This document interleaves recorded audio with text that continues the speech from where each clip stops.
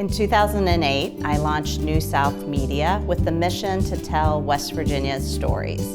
Along the way, we've helped build better communities, changed a few perceptions, and hopefully made West Virginians be a little more proud of their state. I'm Nikki Bowman Mills, President of New South Media, and this is our Uncommon Story.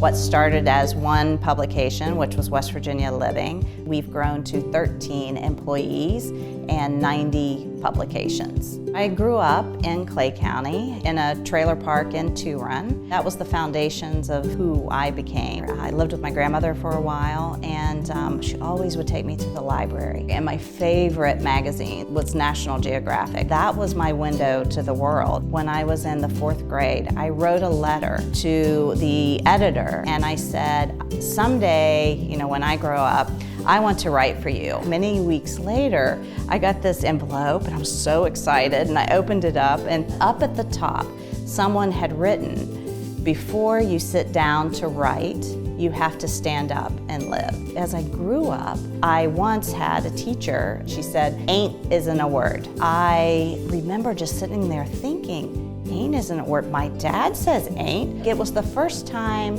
I realized that West Virginians could be considered uneducated, and it kind of rocked my world. My drive, to change perceptions, often I trace back to that moment. My first job in publishing was in Chicago. I felt like I needed to hide my West Virginian-ness. Later down the line, I was the editor of a magazine in Mississippi. And these folks were really so proud of their heritage. And when I realized that my heritage was something I should wear as a badge of honor, I couldn't get back to West Virginia fast enough. But you don't just snap your fingers and start, a magazine company. No one was willing to invest. They just really didn't think it would work. So I took the money out of our retirement and knew I had $60,000 that could get me through 2 issues. It needed to support itself after that. I was the editor, the publisher. I sold the ads. I did a lot of the design and all of the photography. And my mission was to change perceptions of West Virginia. When it finally came together, it was just overwhelming, the amount of work that goes into it to all of a sudden hold something in your hands that you created.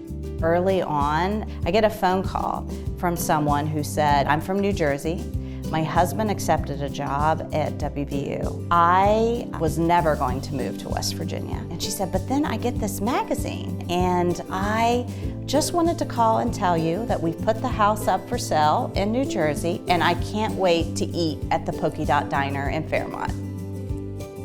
We have a really interesting group of our team members here at New South Media. Everyone brings a unique perspective. They also feel like we're a part of something bigger than ourselves. Everything we do has to answer to our mission, which is, does it change perceptions of West Virginia? And are we building community? What we want to do is provide those positive stories that lift us up, make us stand a little taller, because we have a lot to be proud of. I want to help build a better state, so I feel like I'm where I need to be. I never know when I get in the car where the path is going to lead, where the road will end, but no matter where I go, the people are really amazing here, and that's what keeps me going. That's why we do what we do. Yay, happy birthday, West Virginia. When my children can say, "I'd rather go to Pickens to the Maple Syrup Festival instead of Disney World," I feel very accomplished.